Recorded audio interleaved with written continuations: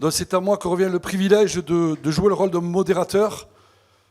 Spécial dédicace à Wolf, merci beaucoup. Je vais inviter ceux qui vont se joindre à nous pour réaliser cet échange et ces travaux. Donc je vais demander aux représentants de la rectrice de l'Académie de Montpellier, Joël Laporte d'Azen. Joël, si tu peux te joindre à nous, s'il te plaît. Dazen, c'est directeur académique des services d'éducation nationale de l'Aude. Merci, Joël. Je vais proposer à François Lambert, directeur général de l'École nationale supérieure maritime, de venir également. Messieurs, vous avez le privilège du choix. La dernière personne n'aura pas autant de chance que vous. Je vais demander aussi au contre-amiral Guillaume Merveilleux du Vigneault, pour la Marine nationale et commandant du pôle École Méditerranée, de se joindre à nous. Mesdames, Laura Parducci de Italian Blue Grouse, la croissance bleue italienne, si vous voulez bien venir nous rejoindre. D'accord, j'ai compris, les hommes à gauche et dames à droite. Voilà. Merci à Laurence Martin, secrétaire générale de la Fédération del Mare. Quel accent détestable. Merci de venir. Voilà. Et puis, pour conclure...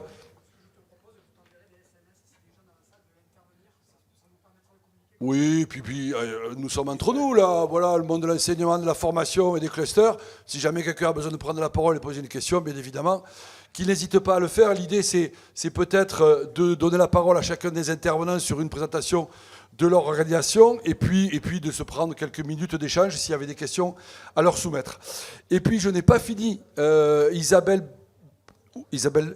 Bardin, elle a... Oh pardon, toutes mes excuses. Elle est d'une discrétion, c'est incroyable. C'est la régionale de l'étape, puisque Isabelle Bardin est la déléguée régionale du pôle mer Méditerranée en Occitanie. Voilà, nous y sommes.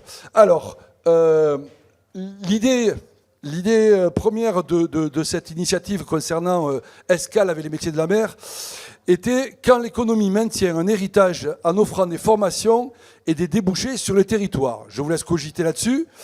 Vous dire très succinctement que bon, le patrimoine, en tout cas sur ce que j'en retiens, est matériel ou immatériel, permet d'établir un lien entre les générations passées et futures. Il est issu d'un héritage, produit de l'histoire, d'un territoire, donc de notre territoire. Il a nécessairement une dimension collective et sa conservation relève de l'intérêt général. Ça colle bien avec la fonction que j'occupe. Donc l'objet aujourd'hui de cette table ronde est de pouvoir déterminer comment le transmettre, à le valoriser, ce patrimoine, par le biais de la formation, mais toujours dans une perspective de développement économique et social. Voilà. Donc, difficile pour moi de tenir un micro sans vous parler de l'établissement que je pilote. Donc, est-ce que j'ai un écran quelque part, un retour écran? Il n'est pas là. Donc, si je peux avoir le bonheur d'avoir les slides qui arrivent sur le lycée de la mer. J'ai déjà la musique. Alors, c'est pas grave. On va faire ça. Donc, voilà, c'est magique, il suffisait de le demander. Merci beaucoup, messieurs, dames. Donc, Sylvain Pellegrin, le chef d'établissement du lycée de la mer, de son CFA, de son pôle formation maritime, 3 institutions, à la tête d'un établissement qui est le moins petit du réseau de l'enseignement maritime secondaire, puisque nous avons le représentant de l'enseignement supérieur maritime aujourd'hui avec nous. Que vous dire sur l'établissement, sinon que moi je m'inscris pleinement dans cette notion de transmission, d'héritage. Enfant du territoire, forcément, je m'identifie complètement à l'objet de la réunion d'aujourd'hui.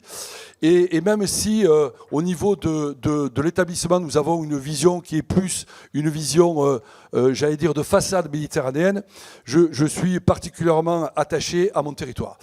Au lycée de la mer, nous accueillons 4 filières majeures, 4 filières qui sont celles de la pêche, de la culture marine, de l'aquaculture, qui sont aussi celles du commerce et du yachting.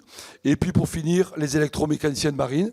Nous retrouvons à peu près les mêmes fonctions et filières dans l'enseignement professionnel maritime. La particularité de notre établissement, et beaucoup ici le savent, puisque je revois beaucoup de collègues à moi, c'est que nous parvenons à délivrer concomitamment les diplômes connus, CAP, Bac Pro et BTS, mais aussi des diplômes maritimes qui auront leur finalité en brevet maritime.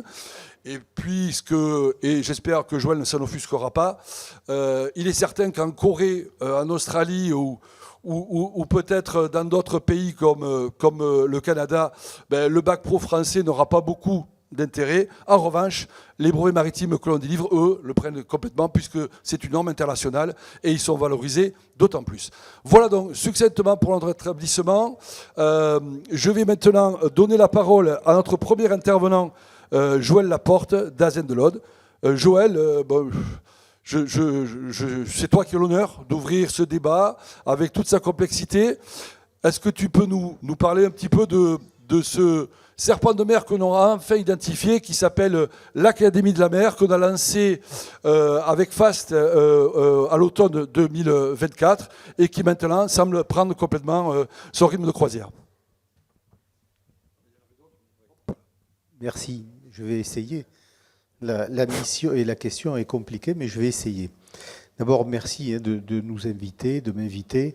Et je veux excuser Madame la rectrice, Madame Drucker-Godard, qui devait participer, qui ne peut pas. Donc, je la représente avec grand plaisir, puisque depuis l'année, oui, une année à peu près, l'ancienne rectrice, Sophie Béjean, bien connue à Sète, a eu cette belle idée qu'elle a appelée l'Académie de la mer, dont elle nous a demandé à plusieurs au sein de son équipe de porter cette idée, et on y travaille depuis. Il me semble qu'en effet, ce projet est en train de trouver sa place. Comme tous les nouveaux projets, on le sait bien, ça inquiète au début tout le monde, parce que nous, on se disait, tiens, quelle est l'ambition de la rectrice, et tous les partenaires se disaient, mais de quoi il s'occupe, pour le dire simplement. Bon, et je pense qu'elle a eu une très très très bonne idée, une idée finalement, mais qui est fidèle à sa vision des choses, qui est celle du partenariat, en réalité. Se mettre ensemble pour réussir. Alors je vais essayer de vous l'expliquer simplement. On part d'un constat, d'abord, quand on décide de lancer ce projet, qui est lié au contexte géographique. On a une académie de Montpellier, où vous avez 5 départements, 4 sont placés sur le littoral. 4 des 5 départements ont une façade maritime. Et pour autant, et je le redirai plusieurs fois, on s'aperçoit, et moi je m'en aperçois dans le département que je pilote, le département de l'Aude, mais dans les 4 départements, c'est la même chose, on s'aperçoit que les hommes et les femmes de ces départements, et les élèves en particulier, sont peu tournés vers la mer. On a des lycées professionnels qui sont très peu de Narbonne, moi je parle de mon département, et c'est pareil sur les autres, des lycées professionnels qui sont dans leur formation assez peu tournés vers les métiers de la mer. Alors il y a des pôles d'excellence, bien sûr, bon, tu en fais partie, avec les campus métiers qualification, il y a les exceptions, les bonnes exceptions qui confirment la règle, le lycée de Canet, etc. Mais globalement, dans la population de nos jeunes, c'est pas un réflexe naturel de s'orienter vers cela. Donc ça, c'est un constat fort qu'elle fait, et elle a raison. Elle a raison. Si je prends le département de l'Aude, c'est un département encore aujourd'hui, sauf pour vraiment ceux qui habitent sur le cordon littoral, qui est plus orienté vers les métiers de l'agriculture et les métiers du tourisme, mais très peu vers les métiers de la mer, même si le tourisme, on le retrouve là. C'est aussi une idée, un constat, et on s'en aperçoit, où on se dit dans notre académie, il faut relever certains défis environnementaux, économiques et citoyens. Et là aussi, on n'est pas très bon au niveau de l'éducation nationale à ce moment-là. C'est enfin un projet partagé, tout de même. L'idée ne vient pas que de la rectrice Béjean. Il est partagé parce que depuis 2020, l'éducation nationale, la région Occitanie, la direction interrégionale de la mer ont cet objectif commun, c'est de valoriser, faire connaître, encourager aussi, encourager ces filières-là, qui sont à la fois des projets scientifiques, citoyens et professionnels. Donc vous le voyez, à l'origine, l'Académie de la mer, c'est vraiment pour la rectrice initiatrice de ce projet, un projet qui doit être fédérateur, qui doit rassembler toutes les énergies, finalement, dans l'intérêt des élèves. Alors, au bout d'un an, je trouve que la dynamique commence à prendre. On était hier à Banyuls pour la remise de labellisation à des écoles, collèges, lycées, en présence de la région, du président du Parlement de la mer, d'une série de partenaires que je ne veux pas commencer à citer, sinon je vais en oublier la moitié. Donc, mais je vois certains qui étaient déjà à Banyuls hier après-midi. Et on s'aperçoit qu'en effet, ce projet, il commence à être identifié, ce projet de partenariat. On est plus fort ensemble dans l'intérêt des jeunes et des élèves pour qu'ils construisent un projet professionnel autour des métiers de la mer. Il est là le sujet. Alors, la dynamique, elle s'articule autour de plusieurs piliers. Je vais en citer quelques-uns. D'abord, on se donne l'objectif de sensibiliser et éduquer les élèves dès l'école maternelle sur ces sujets-là. La labellisation, hier, a permis de récompenser des tout-petits, quoi. Voilà. Et aussi des élèves de lycée. Hein. Donc la sensibilisation sur ce sujet-là, qu'est-ce que c'est que la mer? Alors pour les petits, ça va bien sûr pas être le projet professionnel, mais c'est toute la réflexion sur les enjeux environnementaux. Vous savez, on a créé, je ne sais pas si ça vous parle, on a créé des aires marines éducatives où sur un petit territoire, comme ça, en lien avec les collectivités, eh bien, les enfants d'une école vont gérer ce territoire, prendre des décisions, l'aménager. Alors, un micro-territoire. Hein. Mais tout ça, vous voyez, ça fait de la citoyenneté, ça fait de la réflexion sur les enjeux environnementaux, et puis ça fait venir des partenaires, des pêcheurs, des artisans, etc., etc. Donc, sensibiliser, éduquer dès le plus jeune âge. Et on a commencé dès cette année. S'attacher à ce que nos formations, et ça c'est un sujet vaste, hein, c'est un sujet à moyen terme en tous les cas, mais s'attacher à ce que nos formations correspondent aux besoins. On le fait déjà, on n'a pas attendu la création de l'Académie de la mer pour penser à cela. Hein. Rassurez-vous, on n'apprend plus à réparer le carburateur de la 4L dans les lycées professionnels, heureusement. Néanmoins, il faut qu'on aille plus loin et que grâce au partenariat qu'on a avec les professionnels, c'est ce que je te cite, ce que vous faites vous dans le campus, mais c'est exceptionnel, eh bien on soit plus en phase avec les besoins. Par conséquent, gros sujet sur l'orientation, le projet d'orientation, hein, faire en sorte que l'on donne envie aux jeunes de s'orienter vers ces métiers-là. Hein. Et puis, ce sujet du partenariat, hein, c'est une autre dynamique collective qu'on travaille en ce moment, ce sujet du partenariat entre les écoles, les établissements, les entreprises, les chercheurs, les collectivités, le Parlement de la mer, etc., etc. Et d'ailleurs, sur le sujet de l'orientation, je vais juste évoquer un thème qui est le thème du BIMER. Je ne sais pas si vous en avez entendu parler du BIMER, brevet d'initiation à la mer. Il y a là la cheville ouvrière Nicolas Chémol, qui est inspecteur et responsable de ce sujet-là. Le BIMER, c'est vraiment un exemple fort. On en parlait. Moi, j'étais encore à plus de 200 élèves, mais qu'on est presque à 300 cette année dans l'académie, et une centaine de formateurs. C'est vraiment l'exemple même de proposer aux élèves un brevet d'initiation à la mer pour leur faire découvrir ceci, là, hein, comme tu le dis, que chaque fois que tu en parles, tu montres la mer. Moi, je fais pareil. Qu'est-ce que c'est que la mer? Qu'est-ce que c'est que les métiers? Qu'est-ce que c'est les enjeux, etc. C'est une vraie formation, hein, une vraie certification avec des enseignants formés aussi et qui font découvrir aux élèves à la fois ce qu'est la mer, ses enjeux et quels sont les métiers. Je vous assure que on est surpris chaque fois d'abord par l'intérêt parce qu'ils s'engagent, c'est du volontariat. Et puis, ils ont l'impression de découvrir le territoire où ils vivent. Ça, c'est quand même assez extraordinaire. Alors, j'ai cité le BIMER, j'ai cité les aires maritimes. Je pourrais citer, bien sûr, les campus métiers qualification, Nauticampus à Canet, hein, bien sûr, en Roussillon, qui propose une formation initiale et continue autour de la filière nautique de plaisance maritime et fluviale.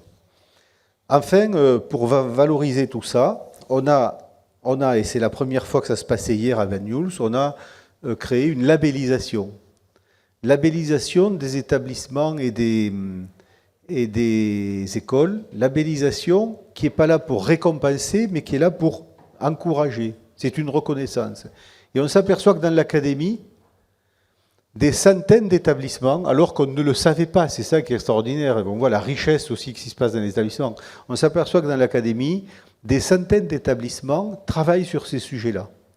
Bon, la rectrice a décidé de les valoriser en les désignant, dans le bon sens du terme, pour dire, eh bien, bravo pour ce que vous faites, poursuivez, faites connaître, embarquez avec vous tous les collègues, parce que ce sujet de la mer, il faut le faire connaître aux élèves, c'est leur intérêt, c'est peut-être leur métier de demain. Bon, je ne sais pas si je vais plus loin ou si je suis déjà parce que je pourrais, mais bon, je veux pas. Tu es très bon, il n'y a pas de souci. Bon. Le temps qui t'était imparti est approximativement atteint, mais si tu veux compléter, tu peux toujours. Moi, je pense que juste dire ça, dire que ça a été le souhait de la rectrice à l'initiative de ce projet, et notre nouvelle rectrice qui est là depuis le mois de mars, Madame Drucker-Godard, reprend cette ambition, c'est de dire que on sera meilleur, bien meilleur ensemble par rapport à la seule question qui est posée à l'éducation nationale, finalement. La seule importante, parce que, bien sûr, on nous en pose des centaines tous les jours. La seule question, comment on fait pour faire réussir les élèves? Moi, c'est toujours ce que je dis quand je vais voir des enseignants. Finalement, comment vous faites pour faire réussir les élèves? Alors, je ne dis pas la question. Bon. Eh bien, ça, c'est une réponse. On a sûrement dans l'académie, il faut le savoir, enfin, vous le savez sûrement, une académie où nous avons 3 des départements les plus pauvres de France dans cette académie. Les PO, l'Aude et le Gard sont sur le podium des départements les plus pauvres de France. L'Aude, c'est le 4e département le plus pauvre de France, à métropole, je parle de la métropole. Donc, vous voyez, les enjeux sont extrêmement forts. Et c'est ça la vraie question, c'est ça la seule question. L'Académie de la mer, c'est une réponse sociale à des familles et à des enfants qui sont en difficulté. D'où ce projet de main tendue vers vous tous, vers les professionnels. Et je pense que c'est aussi l'intérêt des professionnels qui disent parfois ne pas trouver aussi de main-d'œuvre. Voilà. Merci. Merci beaucoup, Joël. Oui, on peut l'applaudir. L'exercice est compliqué. Présenter quelque chose d'aussi vaste que l'Académie de la mer en si peu de temps. Présenter le BIMER, on ne va pas donner la parole à Nicolas parce qu'on n'arrivera jamais à finir avant 18h. Dire quand même que les copains de l'EDICNAT là, que je vois là et qui nous ont aidés à lancer ce BIMER, eh bien, écoutez, on a réussi à faire fi des nombrils et on a bossé tous ensemble et on en est ravis. Je crois que désormais nous sommes la seconde académie de France en termes de candidats au BIMER parmi les gamins. La première doit être la région Bretagne, je suppose, et ça se comprend, mais le défi doit être relevé. Voilà, donc merci encore pour cette belle initiative qui mutualise les moyens. Est-ce qu'il y aurait des questions à Joël, des choses? Alors ça peut être sous-entendre qu'il n'a pas été explicite et il pourrait nous en vouloir. Oui, c'est possible, c'est possible. Non, rien de spécial. Tu as conclu en disant qu'il fallait réfléchir à la vocation sociale de ce que tu as mis en œuvre, mais on a aussi besoin d'amener les gamins de la terre à la mer. On a besoin de former les professionnels de demain. Et les départements qui n'ont pas la chance peut-être d'avoir du littoral nous intéressent tout autant. Il faut qu'on aille chercher ces gens-là. On n'a pas assez de monde sur le littoral pour pouvoir alimenter le réservoir des professionnels de demain. Donc ce type d'initiative portée par Madame la rectrice, désormais partie, mais dont la dynamique va perdurer, devrait nous permettre de pouvoir mieux faire encore. Merci beaucoup Joël. On va continuer en donnant la parole sur notre sujet au directeur général de l'École nationale supérieure de la maritime, François. Et je te laisse prendre le micro. Tu n'avais pas de support. Voilà, non, tu fais tout au talent. Vas-y, je t'en prie. Je ne sais pas si je fais tout au talent, mais effectivement, j'ai pas de support. Qu'est-ce que tu me poses comme question? Écoute, ça s'est passé comment le repas sur le bâtiment de la marine?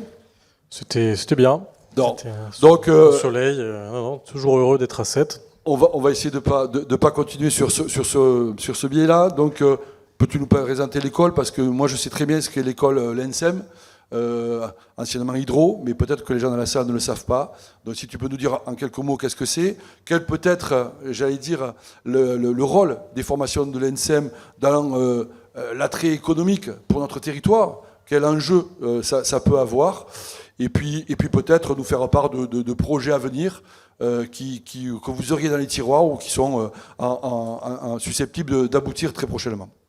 Très bien, merci. Ça me permet de savoir de quoi je peux parler.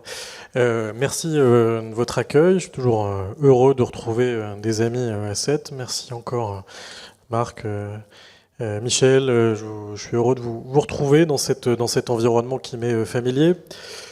Puisque je crois beaucoup à cette manifestation qui est Escale à 7. J'y crois avec ma casquette aujourd'hui de directeur de l'école que je vais vous présenter. Mais je crois beaucoup à ces manifestations populaires dans lesquelles on peut arriver à créer des vocations. Et j'y reviendrai. Alors l'école nationale supérieure maritime, l'Hydro, on continue à l'appeler comme ça, c'est une école sur 4 sites. Une école qui est basée au Havre et qui a donc ces 4 implantations qui ont été préservées après la fusion des écoles nationales de la marine marchande, Le Havre, Marseille, Nantes et Saint-Malo, et qui a un projet ambitieux, pour pas dire démesuré, mais on ne savait pas que c'était impossible, alors on l'a dit, on l'a fait. Donc c'est doubler le nombre d'élèves diplômés à la marine marchande entre 2021 et 2027. Alors pour les doubler, on pousse pas les murs, hein, on crée de nouvelles structures, de nouveaux bâtiments, on embauche de nouveaux enseignants. Et puis, on draine un peu plus d'élèves, parce que, évidemment, le concours ayant été aboli avec l'arrivée de Parcoursup, il faut arriver à se renouveler aussi dans une offre de formation qui n'est plus exactement la même qu'il y a quelques années. Donc les 220 élèves qui étaient diplômés en 2021 seront 440 en 2027-2028. Et si on a une proximité, je dirais, historique avec un écosystème maritime avec les lycées maritimes, j'y reviendrai là aussi, il nous faut aller, vous avez raison, je rejoins parfaitement ce que vous disiez, plus loin dans les territoires. La France est un grand pays maritime qui s'ignore souvent. C'est-à-dire qu'on est capable de drainer un intérêt pour le secteur maritime, une passion, de là à la transformer en un métier, c'est plus compliqué, et puis par-delà le territoire littoral, c'est encore plus compliqué. Et donc il faut qu'on aille chercher des élèves partout sur les territoires pour faire en sorte que les 440 élèves qu'on diplômera en 2027-2028, les 1600-1650 élèves qui fréquenteront l'école, soient à même d'être au même niveau et d'exercer les mêmes compétences. Alors ces compétences, c'est des compétences d'officiers de la marine marchande. On forme, c'est particulier à la France. On a une formation en France qui est liée à une originalité, la polyvalence, le pont et la machine. C'est-à-dire que nos officiers de la marine marchande, pour le gros des bataillons, sont formés à la fois comme officier pont, officier chef de quart pont et officier mécanicien. Et donc on a 176 élèves qui rentrent à la rentrée 2025, comme l'an dernier, sur le site de Marseille pour les 3 premières années.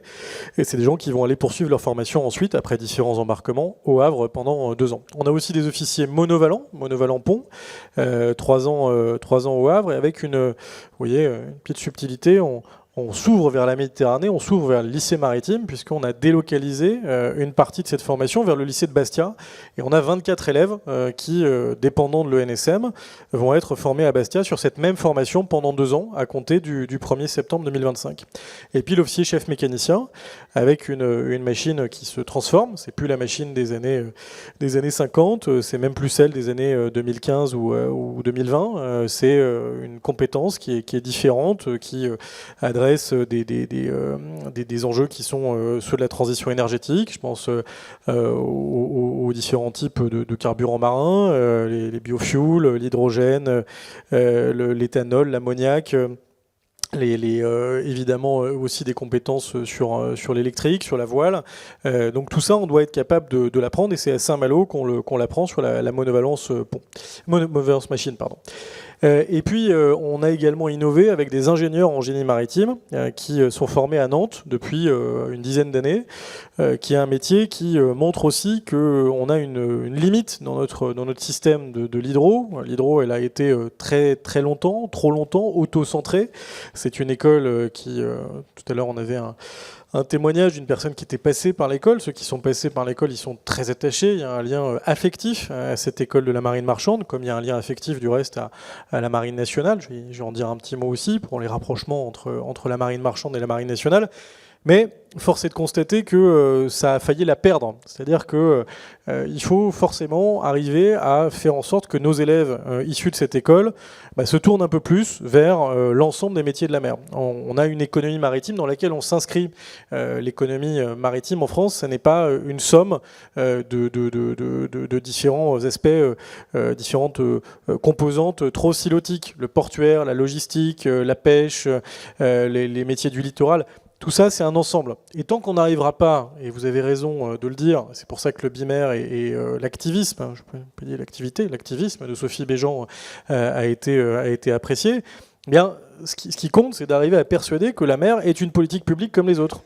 Je ne sais pas à qui ça viendra en tête aujourd'hui de remettre en cause la politique publique du ministère de l'Intérieur ou même du ministère de l'Environnement, qui est un peu plus récente. La mer est une politique publique. Elle s'exerce sur un territoire dans lequel se croisent différentes missions, les transports, l'énergie, le tourisme, tout ça, ça amène à considérer que les métiers maritimes, quand on choisit la marine marchande au départ, on peut aller vers d'autres types de métiers par la suite. Et je pense qu'il y a quelques exemples dans la salle, en tout cas que j'ai vus depuis ce matin, qui me laissent le penser. Alors pour ça, on a quelques armes. On a évidemment la complémentarité entre nos différents outils de formation. On s'inscrit évidemment dans une complémentarité plus forte aujourd'hui avec les lycées maritimes. C'est une dynamique que j'ai souhaité impulser et je la revendique. Donc ce qu'on a fait avec Bastia, je pense qu'il faut qu'on puisse le décliner ailleurs. Pourquoi pas à 7, Sylvain, on aura l'occasion d'en parler dans des journées qui seront moins denses. Mais je suis très ouvert pour le faire, notamment sur les enjeux de formation continue. Je suis très admiratif du modèle que tu portes. Mais ça doit aussi se faire avec d'autres types de lycées. Les lycées, par exemple, outre-mer. Pourquoi aujourd'hui on n'a pas de formation en Polynésie ? Alors, Polynésie, c'est la France. Hein. C'est la France de l'autre côté de la Terre. Donc c'est un petit peu compliqué pour venir le matin et repartir le soir pour se former comme officier chef de quart. Donc possiblement, il y a aussi des projets à créer sur tous les territoires. Et je revendique cette intégration territoriale. Deuxième enjeu, c'est le rapprochement avec la marine nationale.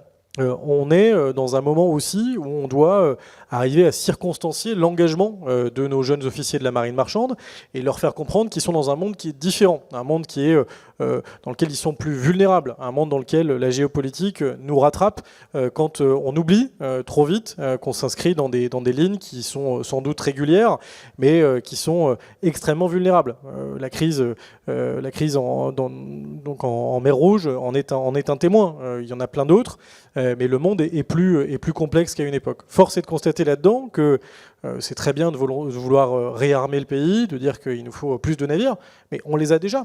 Une partie, on les a déjà. On a aujourd'hui la plus grande compagnie mondiale, une des plus grandes compagnies mondiales au transport de conteneurs. Et ben, charge à nous d'être capable de positiver ça s'appelle la flotte stratégique, et on est capable de le mettre en œuvre si on utilise véritablement, et on a commencé à le faire, Amiral, et je vous en remercie avec le pôle École Méditerranée. On le fait aussi avec l'école navale pour travailler autour de ce concept de flotte stratégique.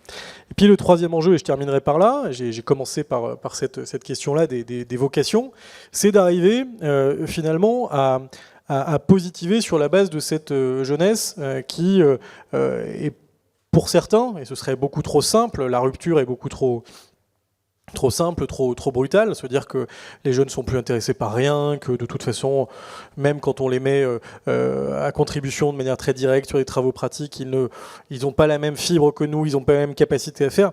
Mais il faut toujours recommencer. On est dans une rupture générationnelle. Ça s'est passé à cause ou grâce au Covid. Ça s'est passé, je parlais de Parcoursup, dont certains ont critiqué l'augure. Ça s'est passé avec Parcoursup aussi, ça s'est passé sans doute avec un affaiblissement, et je pèse mes mots, du niveau requis pour obtenir le baccalauréat. Aujourd'hui, nous, on a des gens qui sont d'un bien moindre niveau qu'il y a 5 ans, 6 ans, 10 ans au niveau académique. Mais avancer, construire une société, c'est éviter le misérabilisme, c'est éviter de se dire si enfin ils étaient au même niveau qu'à une époque, il faut pouvoir faire avec ce qu'on a. Et donc, pour pouvoir préserver notre capacité maritime, pour pouvoir même la renforcer, il faut continuer à créer des vocations, à les susciter. Et on n'est pas trop de la marine marchande et de la marine nationale, de l'ENSM et des lycées maritimes, de la marine marchande tout court et de l'ensemble des métiers de la mer pour pouvoir le faire. Donc voilà ce qu'on fait à l'École nationale supérieure maritime, dans un mandat que j'ai commencé il y a 3 ans, avec un président de conseil d'administration qui est sans doute une des personnes les plus emblématiques dans ce monde maritime, qui est Frédéric Moncani de Saint-Aignan, qui était le président du cluster maritime pendant plusieurs années, qui est investi à l'échelle européenne dans le cluster européen.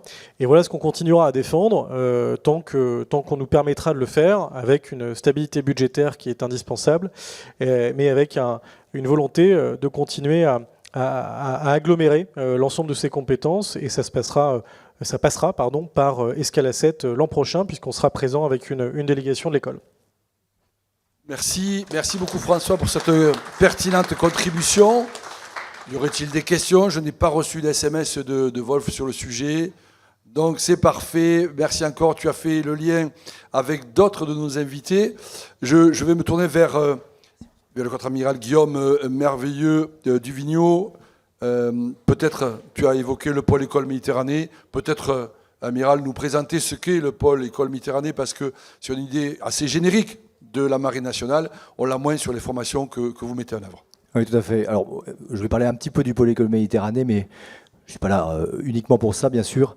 Effectivement, le nom de pôle école Méditerranée n'est pas spécialement parlant. Il n'y a même pas le terme naval dedans, donc ça pourrait être un peu tout. En tous les cas, sa réalité, ça regroupe un certain nombre d'écoles de la marine, d'où le terme de pôle.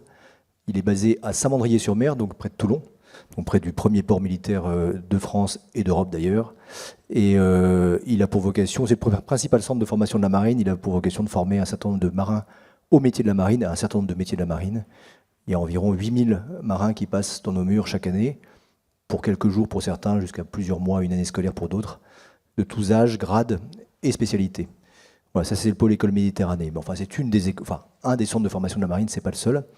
Et moi, je suis venu ici pour vous parler un petit peu, effectivement, et compléter modestement ce que disait François sur le rôle des centres de formation maritimes que nous représentons. Et je salue effectivement l'excellente relation qu'on a établie avec le NSM et que vous entretenez aussi avec l'école navale, et qui est d'ailleurs, je pense, quelque chose de nouveau et qui représente un enjeu important dans le monde vers lequel nous avançons, ou qui s'avance vers nous, je ne sais pas comment il faut dire, mais enfin en tous les cas, on voit bien qu'on va être amené de plus en plus, entre la marine marchande et la marine nationale, à opérer ensemble. Ça a été le cas assez récemment du côté, et ça l'est encore aujourd'hui, du côté de Bab el-Mandeb, et il est assez probable, malheureusement, qu'on sera amené à continuer à le faire de plus en plus, malheureusement au sens de la géopolitique. La marine nationale aujourd'hui, vous la connaissez peut-être un petit peu, en tout cas vous avez vu la Loire, hein, juste à côté de nous. C'est environ 38 marins et personnel civil. C'est une centaine de bâtiments de combat, mais c'est aussi autre chose. Ce sont des bâtiments de combat de surface, gris, et qui flottent. Et puis il y a aussi des bâtiments qui coulent et qui reflottent derrière normalement. Ce sont les sous-marins. Donc une force sous-marine, une force de l'aéronautique navale, et puis des forces de fusiliers marins et commandos, forces spéciales. Donc 4 grandes composantes. Ces 4 grandes composantes, elles sont aujourd'hui, on bénéficie, grâce à l'effort de la nation et à l'effort de vos propres impôts, d'un niveau de renouvellement qui est engagé depuis une dizaine d'années et qui voit la flotte non pas forcément grandir en nombre et en taille, quoique en tonnage aussi, mais en tous les cas s'améliorer en matière de renouvellement. Et avec quelques programmes qui sont évidemment encore non pas dans les cartons, mais dans les bureaux, qui seront extrêmement structurants derrière, comme le porte-avions de nouvelle génération, le plus emblématique, mais aussi une nouvelle génération de sous-marins nucléaires lanceurs d'engins. La Marine nationale, ce sont des missions, une mission claire et simple. Votre défense commence au large, donc c'est défendre les intérêts de la nation en mer ou sur le littoral en l'occurrence, puisqu'il y a aussi des sémaphores, dont un qui n'est pas loin d'ici. Et c'est sur un panel ou un spectre de missions extrêmement large, puisqu'on agit de la protection de l'environnement, par exemple, au sauvetage en mer, enfin ce qu'on appelle l'action de l'État en mer, aux ordres du Premier ministre, et pour donc aider un certain nombre d'activités ou sécuriser un certain nombre d'activités maritime. Ça peut concerner aussi la lutte contre les trafics, c'est aussi un peu des actions de police, narcotrafic, trafic d'armes, trafic d'êtres humains, etc. Et puis ça passe ensuite dans des domaines plus militaires, proprement militaires, avec ce qu'on appelle la projection de puissance, c'est-à-dire une capacité à projeter, c'est-à-dire à déplacer loin, au large, des éléments de puissance, ça peut être un porte-avions, sous-marin et autres. Et puis la projection de force, c'est-à-dire déplacer au loin, au large, vers d'autres littoraux, des éléments qui seront amenés à être débarqués. Donc, et puis ensuite, le dernier, et sans doute un des plus structurants de nos missions, la dernière et la plus structurante de nos missions, c'est la dissuasion nucléaire, pour laquelle la France, et vous ne le savez peut-être pas très bien, consent des efforts financiers extrêmement importants, qui nous permettent de jouer encore, malgré un certain nombre de handicaps propres à notre pays aujourd'hui, de jouer encore dans la cour des grands, puisque nous sommes d'une des rares nations capables, et qui le fait d'ailleurs au quotidien, de déployer en permanence des armes nucléaires cachées quelque part sous les mers, qui ont donc une vocation de dissuasion vis-à-vis d'un quelconque agresseur, et qui sont aussi évidemment utilisées comme argument politique par nos gouvernants. Voilà. Alors tout ça, c'est donc des moyens qui se renouvellent beaucoup, avec des équipements qui sont, pour certains très modernes, pour d'autres assez anciens. Donc il y a un grand écart aussi à réaliser pour leur mise en œuvre. Et une structure de ressources humaines qui est installée selon une logique de flux, c'est-à-dire que un marin, c'est comme en vélo, il ne peut pas rester sur place, sinon il va vite tomber. En tous les cas, on va le faire tomber. Donc il y a vraiment une logique de progression permanente et d'amélioration et d'apprentissage. Et puis une logique de flux et oui, cette logique de progression que j'évoquais à l'instant.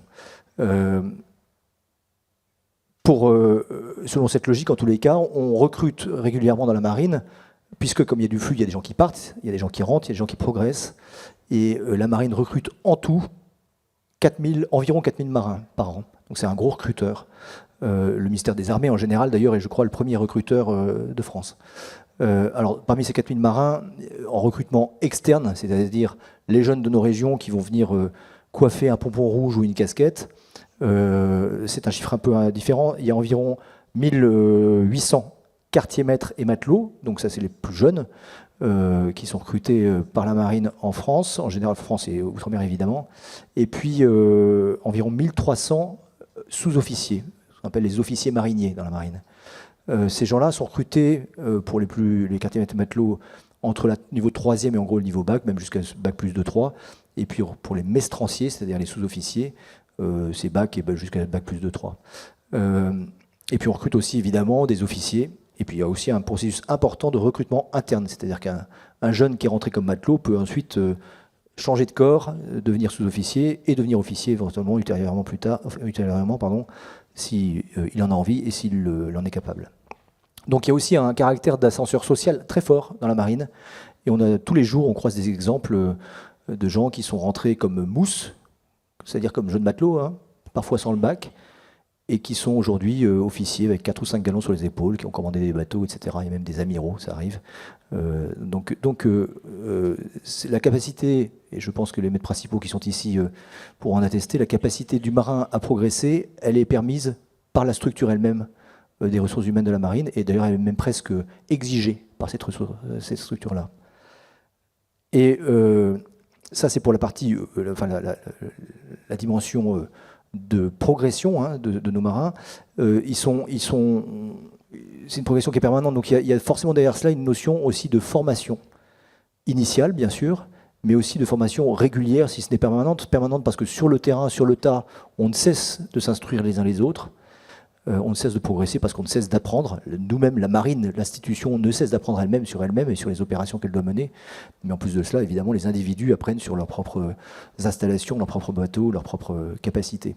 Et donc il y a beaucoup de compagnonnage et de formation sur le tas, donc formation continue, mais il y a aussi évidemment, de manière très structurelle, beaucoup de formations, non pas continues au sens de la continuité au jour le jour, mais régulières. Et c'est d'ailleurs une des vocations des écoles que je dirige.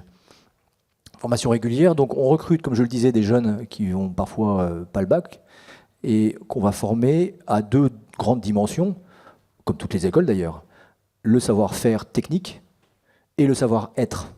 Le savoir-être, alors c'est un savoir-être un peu spécifique puisqu'il est militaire forcément. C'est le service, c'est au service de la nation, comme disent nos jeunes quand on leur fait réciter le code du marin, il commence par ça, au service de la nation. Et c'est donc du savoir-être, c'est-à-dire une capacité à travailler et à vivre en équipage. On insiste beaucoup sur cette notion d'esprit d'équipage.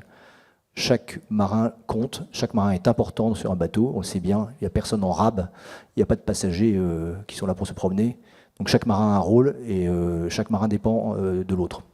Donc cette notion d'esprit d'équipage, elle est inculquée dès le début, et puis on essaie de la nourrir et de la faire vivre tout au long de nos carrières, de nos affectations, au sein de nos unités différentes, sur les bateaux en particulier évidemment, mais aussi ailleurs.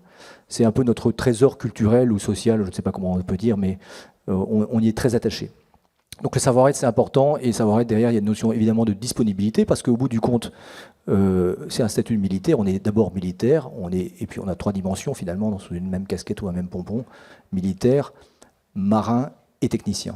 Mais on est d'abord et avant tout militaire, donc au service de la nation, avec cette notion de combat naval, dont la réalité revient manifestement en ce moment, et donc de violence, hein, d'application de la violence ou de réception, on essaie de l'éviter, mais enfin de la violence. Donc cette notion-là aussi est une dimension importante. L'esprit d'équipage est d'autant plus important dans ces conditions-là. Voilà, donc le savoir-être, ça concerne un peu ces notions-là.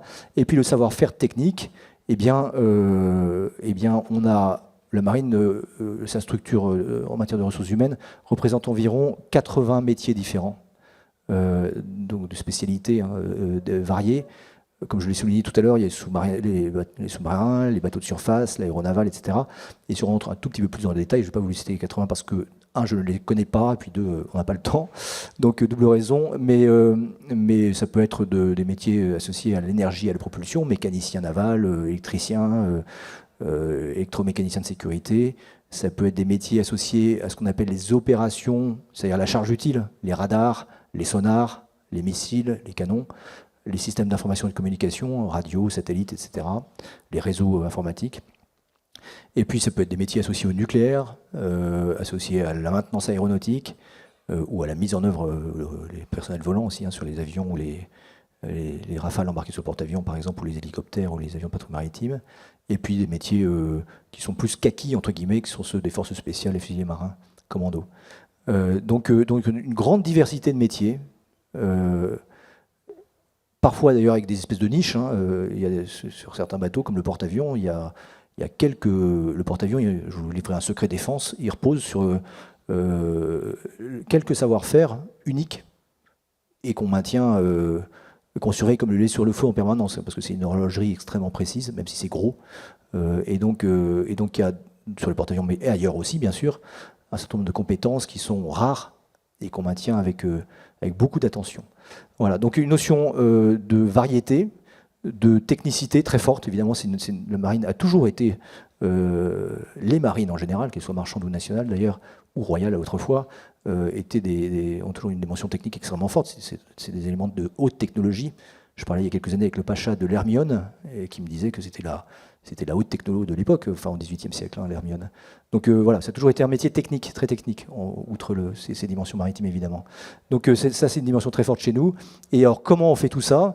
Eh bien on fait ça, comme je reviens à ce qu'on évoquait tout à l'heure, au sein d'un certain nombre de centres de formation, qui sont dispatchés essentiellement dans les grands pôles navals de France, c'est-à-dire Toulon, pour le pôle école Méditerranée que je dirige, Brest, où il y a un centre d'instruction navale, et puis il y a aussi l'école navale qui forme les officiers, Lorient qui forme les fusiliers marins et les commandos, Cherbourg, où on forme aussi d'autres marins, et puis d'autres écoles qui sont partagées avec les autres armées pour un certain nombre de métiers, comme par exemple les métiers de la maintenance aéronautique, qu'on partage avec d'autres.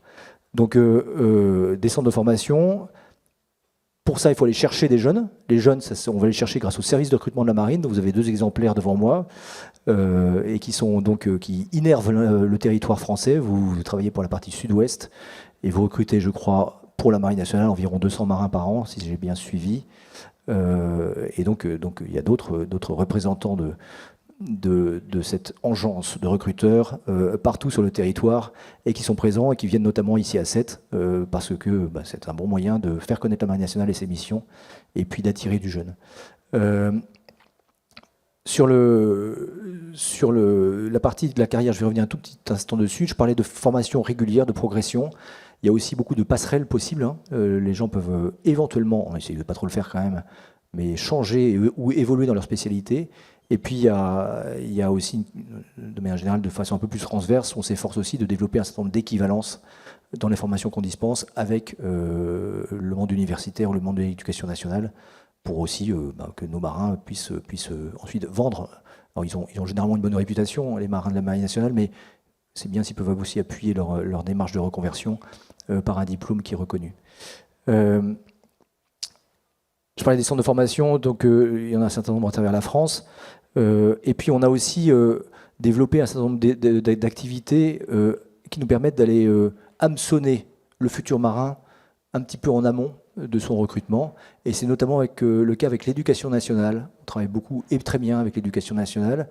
Alors du côté de Toulon évidemment, c'est pas forcément ce rectorat, mais aussi avec vous et puis sur la côte atlantique également et sur la Manche en particulier, mais pas que. Et je vois typiquement au pôle École Méditerranée, on reçoit environ, je crois, 500 bac pro chaque année qui viennent suivre leur stage, enfin en 2 ans, première et terminale. Et parmi eux, il y en a environ 50% qui rentrent dans la marine derrière. Donc c'est un investissement qui est assez valorisant. Et donc ils viennent faire leur stage pro de bac pro chez nous. Donc il y a ces partenariats-là. On a aussi d'autres partenariats qui sont un peu plus permanents, on va dire, c'est-à-dire des jeunes qui sont ça s'appelait mention complémentaire avant, c'est CS, je crois maintenant, certificat supérieur, je ne sais plus. Enfin, l'année post-bac, là. Et puis des jeunes qui sont en BTS aussi, et qui, alors ceux-là, ils sont plutôt dans la région toulonnaise ou brestoise, et qui sont en BTS dans des collèges, dans des lycées de la région, et qui suivent leurs cours dans les lycées en question, et font un certain nombre de stages chez nous. Ils sont d'ailleurs pensionnaires chez nous aussi, habillés en bleu marine, donc ils ont déjà une petite teinte militaire, ils connaissent, ils fréquentent l'environnement, et ça leur permet de mûrir leur engagement, et puis d'être formés aussi de manière plus précise à nos besoins aussi. Donc on gagne du temps ensuite quand ils s'engagent derrière. Et puis dernier point, on continue aussi, mais comme beaucoup, je pense, d'aller, parce qu'il y a beaucoup d'industries qui font ça, je crois, qui se mobilisent pour aller sensibiliser la jeunesse aux métiers pour lesquels ils cherchent à les recruter. Et typiquement, au pôle École Méditerranée, on va ouvrir à la rentrée prochaine une école des apprentis de la marine. Alors, on n'invente pas la poudre, ça existait déjà autrefois chez nous. Puis bon, là, on vient à des savoirs, des idées qui n'étaient plus pertinentes à une certaine époque, qui le sont redevenues aujourd'hui pour les raisons que je viens d'évoquer. Et donc, on va ouvrir une petite école des apprentis de la marine. En gros, c'est du bac pro. Et on aura, j'en fais la publicité maintenant d'ailleurs, à la rentrée, une première classe qui ouvrira dans les métiers de Mélec, donc l'électricité, et puis une deuxième classe l'année d'après dans le ciel, c'est-à-dire système informatique et cybernétique et des choses comme ça. Donc pour l'instant, l'objectif, c'est d'avoir 2 classes de première, 2 classes de terminale. Et là aussi, ce seront des jeunes qui seront recrutés avec un statut d'apprenti militaire, tout comme les jeunes BTS, donc ils seront soldés, ils gagneront de l'argent, et puis avec un engagement à s'engager derrière. Sans quoi, ils rembourseront le pognon. Mais donc c'est un peu ça l'idée, c'est que des jeunes qui viennent chez nous, qui fréquentent de l'intérieur de l'institution sans en être complètement non plus, conformes à notre main, entre guillemets, tout en leur délivrant, et ça c'est évidemment c'est l'éducation nationale qui validera la formation qu'on délivrera, et d'ailleurs ce sont des professeurs de l'éducation nationale qui travailleront à cette mission-là, mais en plus de cela, en dehors des heures de cours, il y aura des activités d'ordre militaire, de connaissance, surtout de connaissance de la marine. Ce n'est pas des activités, on ne va pas les envoyer sur le front de l'Ouest ou de l'Est. Et puis des stages, typiquement, puisque c'est le bac pro, qui se feront en environnement marine nationale, typiquement, donc avec une accélération de la formation ultérieure, forcément, puisqu'on sera autant de temps de gagner quand ils signeront un contrat d'engagement véritable. Voilà ce que j'avais à dire sur la Marine nationale et sur ces recrutements. Donc, en tous les cas, en synthèse, d'excellentes relations avec l'éducation nationale, aussi avec le monde universitaire. On a aussi des partenariats avec l'Université de Toulon, à Saint-Mandrier. Et des besoins de recrutement permanents qui vont plutôt augmenter dans les années qui viennent. On est tous au courant des efforts que nos politiques annoncent pour l'instant en matière de défense. Et il y a un dernier volet que je n'ai pas évoqué, mais qui est aussi intéressant parce qu'il concerne aussi notre jeunesse, c'est la réserve. L'ambition de notre gouvernement, c'est de doubler la réserve dans les années qui viennent. Alors, les réservistes, on a plusieurs types de réservistes. Il y a du vieux marin qui a quitté la marine, mais qui revient quelques jours, plusieurs jours pour travailler dans la marine, avec ses compétences qu'il a déjà acquises. Et puis, il y a aussi des réservistes tout jeunes qui viennent servir le pays de manière intermittente, on va dire. Et donc, c'est aussi un mode de recrutement ou de pré-recrutement, d'ailleurs, parfois. Mais en tous les cas, c'est une activité possible et pour laquelle la marine sera très heureuse de recevoir la jeunesse, qu'elle soit d'Occitanie ou d'ailleurs. Merci beaucoup, Amiral, pour ce précieux témoignage et ces explications sur les possibilités de recrutement de la Marine nationale. Après avoir évoqué donc la formation, on va parler un peu plus cluster maritime. Hein. Nous avons beaucoup de liens, François disait tout à l'heure, avec le cluster maritime français, mais on va évoquer aussi les liens qu'on peut avoir avec l'Italie. Et donc, je vais passer la parole à Laura Parducci, si je ne dis pas de sottises. Je vous invite, pour ceux qui n'ont pas une aisance en anglais, comme ça peut être mon cas, de vous munir de casque peut-être, puisque c'est en anglais que madame va s'exprimer. Elle représente Italian Blue Grouse, je dirais croissance bleue italienne. Et puis, on va la questionner un petit peu sur l'activité de ce cluster. Okay, good afternoon, and thank you for inviting us here.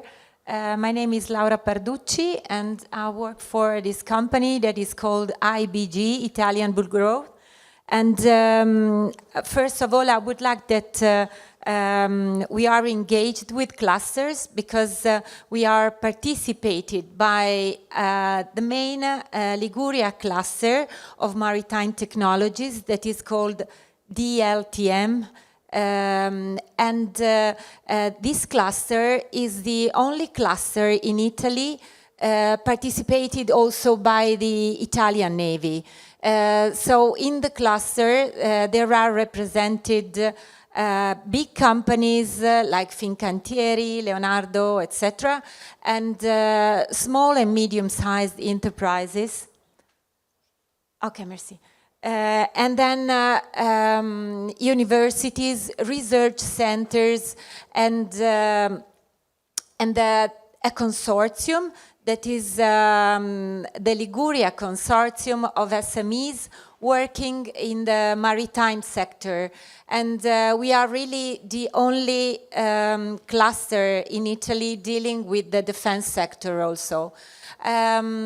So we are participated by a cluster, and as our name says, we talk about blue economy because we firmly believe that the sea is our history and it's also our future.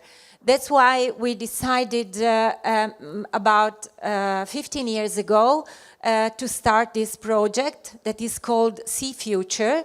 That is an international event that gather all the stakeholders of the blue economy of the maritime sector. In fact, I enjoyed listening all the presentations before me because your system is really similar to our, and that's why we, during Sea Future, we like to involve. Let me see if it works. Si on peut avoir de l'aide peut-être. Oui. Voilà, on est bon. Okay. We involve during Sea Future, that is held each 2 years, all the stakeholders of the blue economy. We talk about defense sector, we talk about dual use, we talk about naval and shipbuilding, we talk about cruise and logistics, we talk about ports and port authorities. We have between our participants the Coast Guard, further to the Navy, and we also have universities and schools because as I told you, we really think that Sea Future, it's a hub that puts together all the stakeholders of this sector.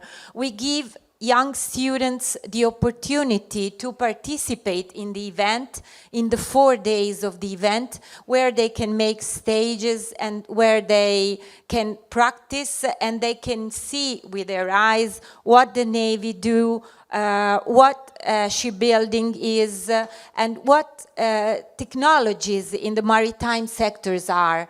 And also we collaborate with clusters. We have many clusters like Federazione del Mare. We also had French clusters. We collaborate with defense sector cluster like GICAN. We put in these 4 days all the stakeholders together where companies can make business, because we invite many foreign delegations.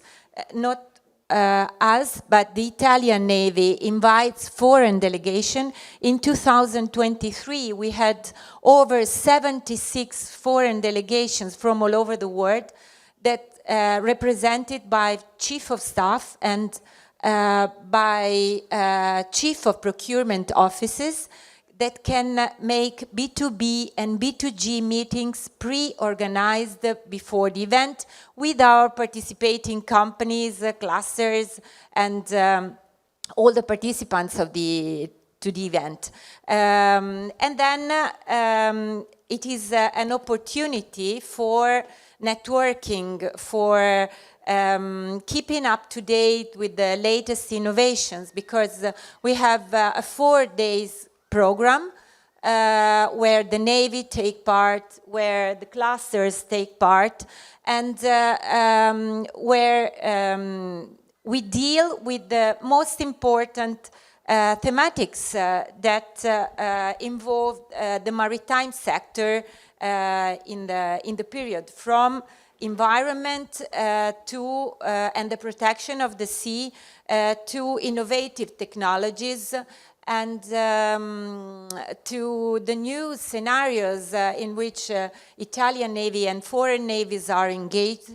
And so it is a really complex event, but we are very proud of it, and we will, as I told you, the Italian Navy is our main partner in this event. And as you could see, we had 18,000 participants in the last edition in 2023. Here are summarized the themes of the event, which I explained a few minutes ago. There is a new sector that we will deal in the next Sea Future, that is the Green and Blue Innovation Hub, where we will talk about smart ports, smart cities, alternative fuels and clean energy, blue underwater innovation, energy transition, green economy. But most of all, this will be the first time that we will deal also with fisheries and aquaculture, because like SET, La Spezia is a city where mussels and oysters are excellent products from our sea, and so that's why we have decided to widen even more the themes of the events. And I already talked about these opportunities. A few words more about young people, because as we said before, and as the other speakers said, the future is in our young people, in our young students. And so we have decided to establish an award both for high school students and for university students from all over Italy, but also from Europe, from international universities.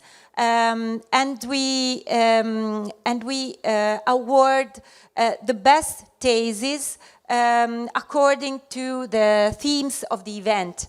that are, of course, as I told you before, sustainable environment, green energy, green transition, etc.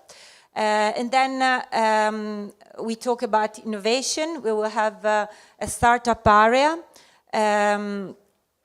And the last words about the location of the event, because as we told you, as I told you before, La Spezia is the place where is based the second naval base in Italy, and we organized the event inside the naval base. We transform the building of the naval base in an exhibition area and conference area, and something really different from other exhibition is that we have the possibility to host inside the naval base old and new military ships and also civil ships that companies can see, can test, and can board. Furthermore, the Gulf of La Spezia also sets itself as the headquarters of the most important of all the Italian research institutions operating on the sea, that are the University of Genoa, the Center for Maritime Research of NATO, the Naval Support and Testing Center of the Italian Navy, and the System Port Authority of the Ligurian Sea, of Eastern Ligurian Sea.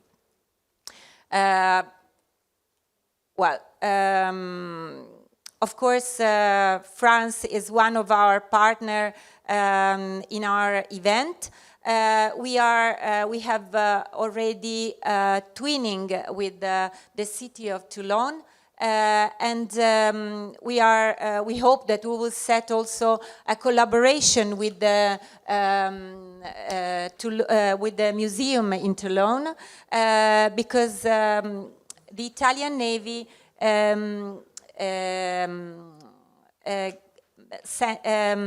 published an application to manage the Naval Technical Museum of La Spezia, and we participate in the tender, and we are now going to sign the contract with the Ministry of Defense for managing the Naval Technical Museum of La Spezia. That's why we are going. We hope that we will foster the collaboration also with the museum in Toulon.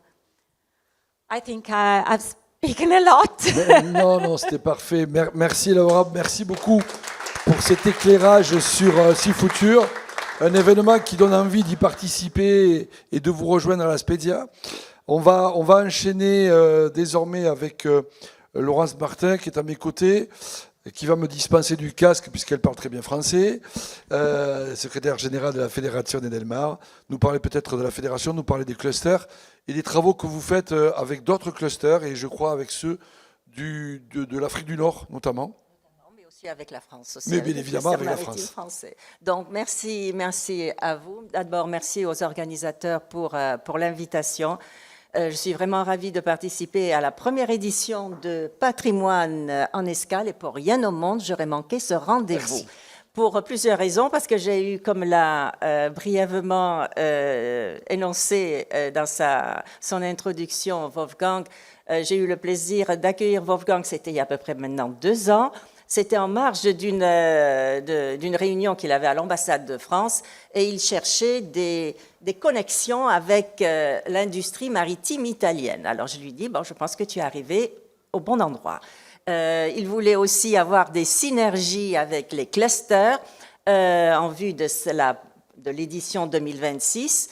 Et donc, je pense lui avoir donné un bon conseil, c'est-à-dire de prendre contact avec Italian Blue Grove, c'est-à-dire La Spezia, quand bien même, disons, les origines des Sétois et plus sur la côte, disons, d'Amalfi. Je lui dis, remonte un petit peu plus au nord.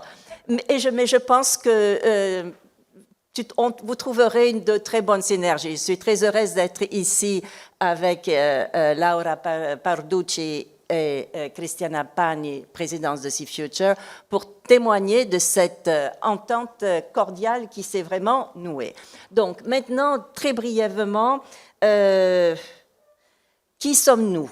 Qui sommes-nous comme Fédération de la mer? Vous avez entendu parler, ce n'est pas la Fédération galactique, c'est la Fédération de la mer, ça s'appelle Federazione del Mare en Italie, c'est-à-dire un cluster, le cluster maritime italien, un cluster maritime industriel, composé au niveau, de 22 associations. Nous fédérons des associations qui regroupent, disons, tous les, disons, les segments de l'économie bleue, des armateurs, chantiers navals, ports, industrie nautique, qui, ces trois-là, occupent, disons, la vice-présidence de la Fédération de la mer, qui, pour le moment, est présidée par l'armement.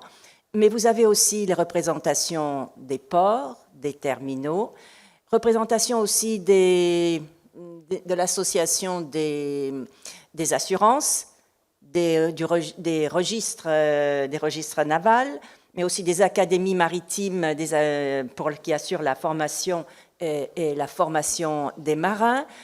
Quoi d'autre? Toutes les associations des activités connexes à l'armement, c'est-à-dire pilotage, remorqueur et dragage, et bien d'autres. Donc c'est un cluster industriel créé en 1994, donc nous avons fêté cette année nos 30 ans, et nous collaborons, je tiens quand même à le dire, nous sommes le cluster, disons, le plus, âgé, le plus industriel en Italie, mais nous collaborons depuis 2019 avec un des 20 clusters technologiques créés par le ministère de la Recherche en Italie, qui s'appelle le cluster BIG, qui est plus un cluster technologique centré sur les innovations technologiques et qui regroupe en son sein beaucoup plus d'instituts de recherche et toutes les universités italiennes qui ont un focus sur, disons, l'économie bleue. En 3 chiffres, je vous dirais simplement que la Fédération de la mer, c'est l'équivalent de 22 membres, je vous l'ai dit, 22 associations, 230 000 entreprises dans tous les secteurs, entreprises de l'économie bleue dans le secteur de la pêche, chantier naval. Je vous ai dit que nous avions par exemple l'association des chantiers navals, ça s'appelle en Italie Assonave. Je pense que c'est l'équivalent de Gigant. Et bien sûr, à l'intérieur, il y a Fincantieri. Donc, il y a beaucoup de participation, disons, synergétique avec beaucoup d'autres associations qui travaillent dans l'économie bleue. Donc, ce que je vous disais, donc, c'est 230 000 entreprises, plus d'1 million de salariés en termes d'occupation, et l'équivalent, si on englobe aussi tout ce qui est tourisme côtier, l'équivalent en Italie de 10% du PIB. Donc c'est très important quand le cluster maritime de la Fédération de la mer s'exprime derrière en disant qu'on est écouté. Ça, c'est au niveau national. Très brièvement, au niveau européen, la Fédération de la mer fait partie vous l'avez mentionné tout à l'heure, de European Maritime Cluster, du Network of Maritime Cluster au niveau européen, qui est un réseau qui a été créé par un monsieur qui est ici, qui a été vraiment un des pères fondateurs de ce réseau donc, de clusters, Marc Chevalier, avec lequel nous avons eu l'occasion de collaborer, ainsi qu'avec son prédécesseur Frédéric Moncani de Saint-Hénan, et qui regroupe 11 clusters maritimes nationaux, parce que nous sommes un cluster maritime national, pas régional. Au niveau européen, 11 clusters. Et juste une petite parenthèse, nous serons à Nice le 10 juin à l'UNOC pour notre Assemblée générale et pour un side event, justement, pour célébrer l'action donc de ces clusters maritimes. Ce cluster, disons, ce réseau qui est, disons, qui est notre mégaphone à Bruxelles, parce que les institutions européennes, en particulier la Commission européenne, la DG MAR, mais aussi les autres associations, les autres directions générales qui s'occupent de différents segments de l'économie bleue, nous ont clairement indiqué qu'ils aimaient parler avec un interlocuteur, et de pouvoir avoir un interlocuteur unique, quelquefois, ça aide justement quand on a des chiffres aussi puissants derrière nous. Et ensuite, le troisième niveau, disons, d'influence, c'est au niveau subrégional.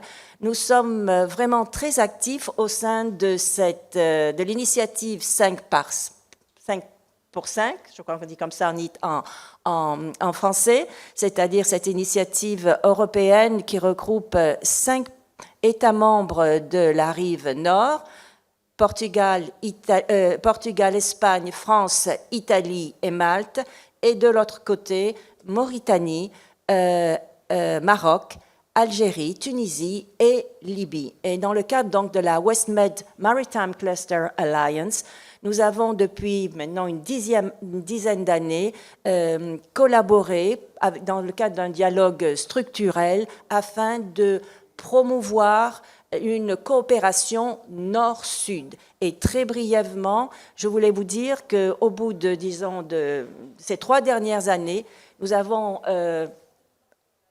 disons, réussi un bel exploit, parce que du côté nord de la rive Méditerranée, donc nous avions les 5 clusters qui étaient bien établis depuis une dizaine d'années ou plus, mais de l'autre côté de la Méditerranée, disons, la gouvernance en termes de clusters n'existait pas. Et aujourd'hui, je pense que depuis février, tous les 5 pays que je viens de nommer se sont dotés de clusters. Les derniers, ce sont la Mauritanie et la Libye. Je dois dire que la Federazione del Mare aussi a des protocoles d'entente avec tous ces clusters afin de promouvoir, disons, les 3 axes de notre mission. Parce que vous allez vous dire, voilà, qui nous sommes, nous fédérons, et qu'est-ce que vous faites? Nous transmettons. Vous transmettez quoi? Alors, qu'est-ce qu'on transmet? On transmet aujourd'hui... alors, pendant, disons, les 30 dernières années, nous avons transmis, bien sûr, tout ce qui concernait l'innovation, la connaissance, les compétences et l'accès au financement en règle générale. Et nous faisions, disons, nous étions là pour représenter, disons, nos associations. Je dois dire que depuis l'avènement du concept de soutenabilité, notre rôle a fortement, disons, a subi une mue. Dans la mesure, depuis 2021, vous savez, il y a cette communication phare de la Commission européenne sur le concept de la soutenabilité pour l'économie bleue. Et je dois dire que cela a été un accélérateur en ce qui concerne, disons, les clusters maritimes. Parce que nos 3 axes, aujourd'hui, dans le cadre de ce second mandat de la présidence de la Commission européenne, de Mme von der Leyen, sont très clairs. Et ces 3 axes ont été, durant la matinée et en début d'après-midi, énoncés. Il y a d'abord, il nous faut conjuguer, disons, concilier climat et compétitivité. Deuxièmement, ce que l'on est en train de faire, c'est stimuler, cela a été dit à plusieurs reprises aujourd'hui, stimuler les compétences et la planification des carrières maritimes. C'est important pour tous nos segments, avec bien sûr des divergences selon bien sûr les segments. Et troisièmement, et cela a été énoncé aussi ce matin, il nous faut aussi organiser dans le cadre d'une approche écosystémique la planification des aires marines, la Maritime Spatial Planning. Donc ça, ce sont les 3 axes. Alors, vous me direz comment vous y prenez. Ben, écoutez, c'est assez simple. C'est assez simple aussi parce que depuis le mois de février, vous le savez, la Commission européenne a adopté une nouvelle, disons, saluée comme nouvelle doctrine économique, la boussole de la compétitivité. C'est le premier mandat de la Commission européenne 2019-2024 a été placé sous le signe du Pacte vert, European Green Deal, avec ses 3 disons, axes, décarbonisation, digitalisation et circularisation de tous les segments. Aujourd'hui, en 2020, et certains d'entre vous dans l'auditoire savent que ces 3 axes ont été, disons, traduits pour chacun des segments, je parle du maritime, dans le cadre du paquet Fit for 55, qui pour le transport maritime s'est traduit par l'extension de l'ETS pour le transport maritime, EU Fuel, c'est-à-dire nous sommes rentrés dans la 4e révolution industrielle, nous sommes en pleine transition énergétique, une transition, je sais pas, ça a peut-être été dit aussi ce matin, qui n'est pas simplement technologique, parce qu'il nous faut passer du fossile aux énergies renouvelables. En 2019, on nous a dit, en 2050, il vous faudra être carbon neutral, c'est-à-dire la neutralité carbone. Ça, c'était l'objectif politique. On nous a mis une date sans savoir comment y arriver. Donc, on s'est trouvé avec un petit problème de compétitivité, même en fin de mandat 2024. Donc, cette année, la Commission européenne, en étant très claire, en disant que les objectifs du pacte vert sont là et ils resteront. Il ne s'agit pas du tout de démanteler ce qui a été fait pendant les dernières dernières années, mais il nous faut insérer 3 dimensions. La dimension de compétitivité, de simplification et de pragmatisme. Donc, je pense que ça, c'est très important.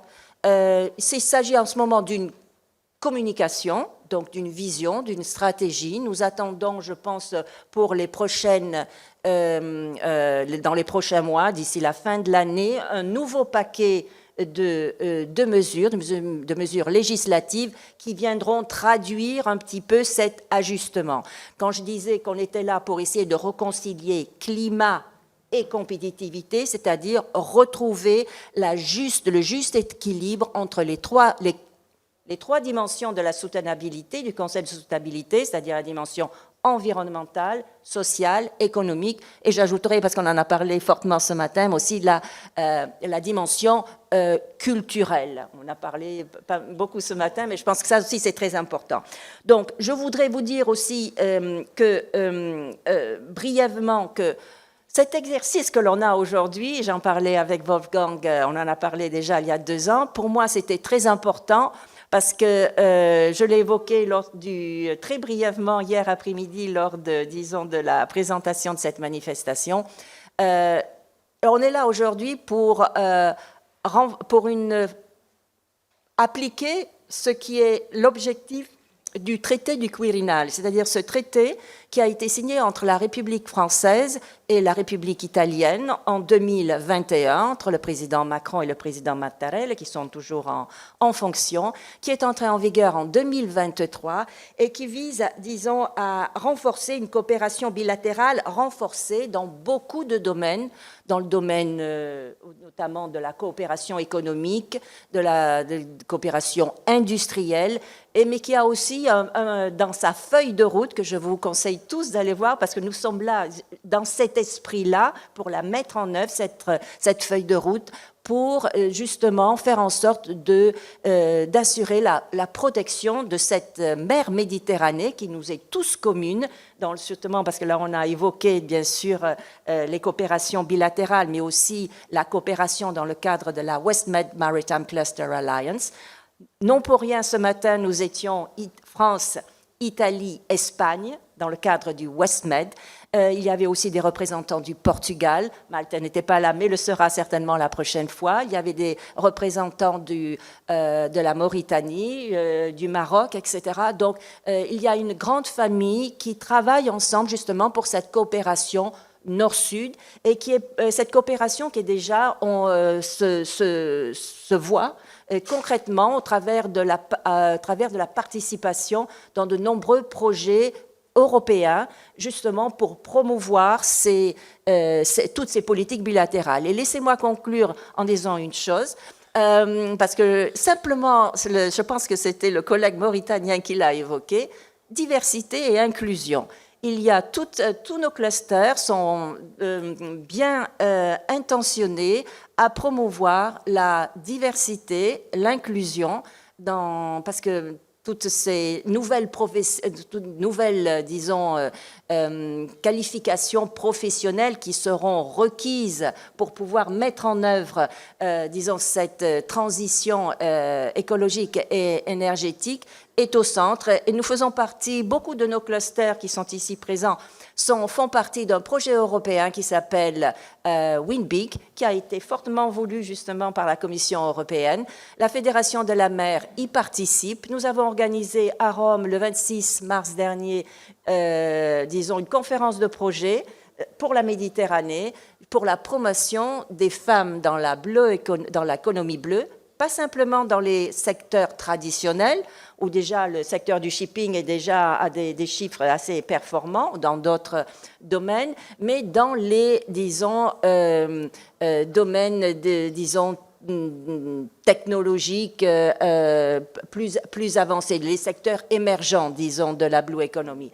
De l'innovation, exactement. Et enfin, je voudrais simplement dire, il est vraiment très important, et cela a été simplement souligné un petit peu ce matin, d'œuvrer ensemble dans le cadre de disons, de cette coopération subrégionale dans la Méditerranée occidentale pour une belle connexion synergétique pour toutes ces planifications des espaces marins.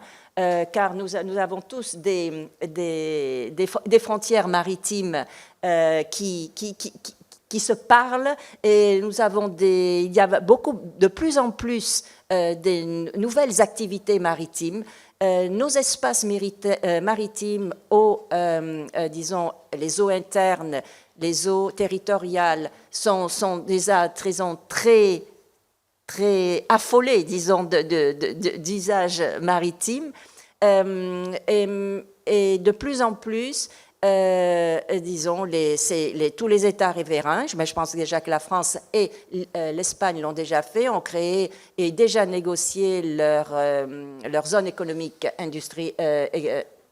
zone économique, la ZE exclusive. L'Italie, depuis 2021, justement, a adopté une loi en vue de la création de cette zone économique exclusive, est en cours de négociation avec tous les pays riverains. Donc je pense qu'on a beaucoup de travail à faire ensemble. Nous le faisons de façon harmonieuse en Italie, avec tous les clusters régionaux, toutes ces initiatives, car ensemble, cela a été dit, je pense, on va beaucoup plus loin. Et c'est la raison pour laquelle aussi nous tenions, et j'en conclus brièvement parce que le temps passe vite, nous tenions vraiment à être ici aujourd'hui pour témoigner de notre volonté de poursuivre ce dialogue et d'œuvrer ensemble pour cette coopération renforcée avec la France et en particulier avec CET. Merci. Merci beaucoup, Laurence Martin, pour ces messages, ces témoignages passionnés et passionnants. J'imagine aisément que la conversation dans votre première rencontre avec Wolfgang Idiri a dû être longue et riche.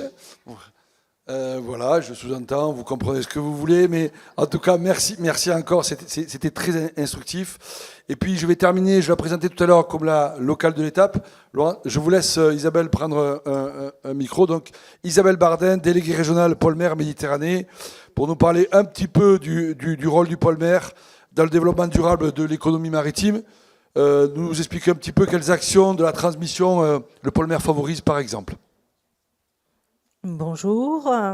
Tout d'abord, merci de m'avoir invité à participer à ces rencontres internationales dans le cadre de Patrimoine en Escale.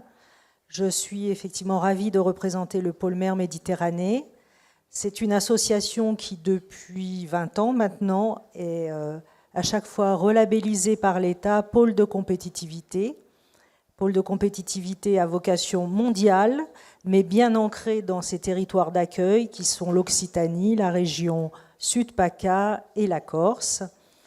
Et donc, je ne sais pas si on peut avoir la présentation. Sinon, on s'en passera. Ça aurait permis de juste simplement de montrer la diversité, effectivement, de l'économie bleue. Et donc, en tant que pôle de compétitivité, notre mission, en tout cas pour notre pôle, c'est vraiment le développement durable de l'économie maritime bleue, qui est effectivement très variée, et notamment par l'innovation. Même si, bien sûr, nous continuons ensuite à accompagner nos membres vers le développement, et notamment le développement à l'international, éventuellement en participant à Sea Future, qui, il y a quelques années, était beaucoup plus orienté défense, ce qui n'est pas vraiment un problème pour nous, puisque nous sommes aussi pôle défense, et que notre siège est basé à côté de la rade de Toulon, à Olioul, et que notre président actuel est issu de Naval Group. Donc, on reste intéressé. Voilà. Donc, mais aujourd'hui, la séquence visait à la transmission et à la formation. Donc, plutôt que de parler des projets d'innovation dans les différents domaines que nous couvrons, qui donc sont la défense, tout ce qui est naval et nautisme, les énergies marines renouvelables, notamment l'éolien flottant, les ressources biologiques marines, donc pêche, aquaculture et biotechnologie bleue, avec tout ce qui est notamment micro-macro-algues, le littoral et la préservation de la biodiversité et tout ce qui est port et logistique, donc déjà beaucoup de choses, et ensuite des axes transversaux qui peuvent être robotiques, adaptation au changement climatique, système embarqué. De toute façon, quand je veux résumer à des noms non initiés, mais même maritimes, c'est grosso modo, vous prenez tous les produits et services qui sont utilisés directement ou indirectement sous l'eau, sur l'eau et au-dessus de l'eau, et ça nous intéresse. Et on travaille sur l'innovation. Donc, effectivement, ça peut être aussi des radars, bien sûr, tout ce qui est carburant, hydrogène, etc. Enfin, c'est la totalité de ce qui est, avec toute la notion aussi de drone aérien, des essaims de drones, de la communication drone aérien ou de surface. Donc, c'est très vaste. Oui, comme je n'ai pas de la présentation, je suis obligée de décrire un peu plus. Bon, mais en formation, nous travaillons aussi, puisque la transmission et la reconnaissance, en fait, des évolutions très rapides de l'économie maritime, avec des enjeux environnementaux, technologiques et industriels, fait que nous travaillons aussi sur ces transitions et donc sur les compétences qui sont nécessaires avec nos 500 membres, donc entreprises, organismes de formation et de recherche, les partenaires aussi, collectivités, services publics. Et ce que nous faisons, grosso modo, c'est soit l'accompagnement à l'émergence de projets de formation jusqu'à l'identification des besoins de marché, soit des actions d'attractivité pour les métiers et les formations, et la labellisation aussi de formation. Donc, quelques exemples. En 2022-2023, nous avons mené 2 démarches de gestion prévisionnelle des emplois et compétences dans le cadre de l'AMI Compétences et métiers d'avenir de France 2030. L'une pour l'éolien flottant offshore sur la façade méditerranéenne. Nous avons aussi mené une GPECT, donc, puisque c'est territorialisé sur les grands fonds marins, avec des partenaires industriels et académiques. Et actuellement, nous sommes en train de réaliser une étude, donc toujours de gestion prévisionnelle des emplois et compétences, nommée Dualform. Donc, pour ceux qui ne verraient pas, c'est soutenu par la région Sud et la Direction générale de l'armement pour tout ce qui est la filière navale, militaire et civile. Donc, ces études permettent d'adapter les formations et d'en créer d'autres. Nous faisons des événements d'attractivité, forums nautiques. Il y en aura un justement sur le forum Dualform, une fois qu'on aura les résultats de l'étude. Et nous labellisons aussi certaines formations pour accroître leur visibilité, renforcer la mise en relation entre industriels, demandeurs d'emploi et étudiants. Juste un petit mot, quand on fait des gestions prévisionnelles des emplois et compétences, bien sûr, on pense aux formations initiales, mais il y a tout le besoin de monter en compétences des salariés. On le voit très bien justement dans le naval, où il y a, notamment sur un plan mécanique et technologique, des évolutions très, très rapides, avec donc des besoins en compétences qui évoluent chaque fois. Alors, comme nous sommes avec des clusters et nous parlons de la Méditerranée, puisque c'est vraiment un espace de coopération, dès lors qu'on parle coopération et innovation, tout ce qui est programme européen ont vraiment une action structurante et déterminante pour aider à cela. Et parfois, ces programmes arrivent à combiner innovation et formation. Alors, par exemple, justement, avec la rive sud de la Méditerranée, nous sommes dans le projet Blue Up, qui a été lancé en 2024 avec l'Université d'Aix-Marseille, l'accélérateur M et donc le pôle mer Méditerranée. Et nous accompagnons dans ce cadre 30 incubateurs universitaires et privés du littoral algérien à travers des formations, des ateliers pratiques pour faire émerger une nouvelle génération d'entrepreneurs de l'économie bleue, mais ancrés dans leur territoire. Et le mois prochain, ils vont rencontrer normalement l'écosystème italien et le cluster BIG. Donc ces incubateurs algériens vont pouvoir aller en Italie pour coopérer. Et de fait, donc le pôle mer est à peu près dans une douzaine de projets européens par an. Et ne serait-ce que sur 6 que j'ai notés, on en a 2 au moins avec des clusters italiens comme donc BIG, donc qui est plus technologique, donc on est un peu plus proche, mais aussi avec la Fédération de la mer. Donc on a Call Me Blue, effectivement, qui permet à des clusters maritimes européens de travailler ensemble pour renforcer les structures analogues sur la rive sud. On en a un qui est beaucoup plus orienté entreprise, puisque ça permet un financement indirect de prestations à des entreprises d'économie bleue. Donc ça, c'est Medban. Nous travaillons aussi avec des autorités portuaires, en l'occurrence la Spezia, avec, donc il y a 2 projets terminés qui étaient Blue Connect 1 et 2. C'était pour des solutions innovantes pour les ports. Et nous débutons le projet Blue Hub, donc qui commence vraiment à peine et qui va financer des expérimentations pour réduire l'impact environnemental des activités portuaires. Et comme nous avons quand même toute une dimension effectivement scientifique, nous travaillons aussi avec des centres de recherche italiens, comme le CNR, qui est à peu près l'équivalent français du CNRS. Par exemple, dans le cadre de To Be Blue, donc la structuration de la filière des technologies bleues.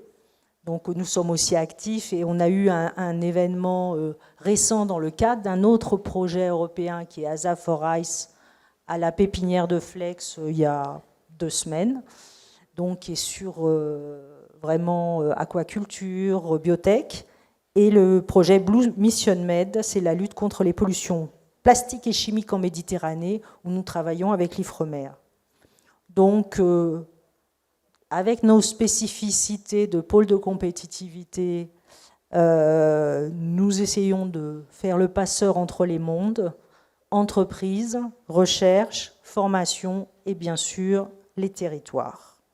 Et donc, avec la formation, la coopération, on peut espérer faire quand même un avenir durable et attractif pour la jeunesse de nos territoires et donc pour nos territoires. Merci. Merci beaucoup de ce message d'espoir. Ainsi se conclut la table ronde. Il me reste à remercier l'ensemble des participants, remercier vous aussi, auditoire. Oui, je vous en prie. Vous voulez un mot, mais c'est avec grand plaisir. On va organiser escale à La Spezia la prochaine année. Et on va organiser avec Wolfgang, la mairie de La Spezia et la marine, la présence ici à Escala 7 la prochaine année. Merci. Je vous remercie. Une excellente nouvelle pour tout le monde. Belle fin d'après-midi à tout le monde et encore merci d'avoir assisté à ces travaux. Au revoir.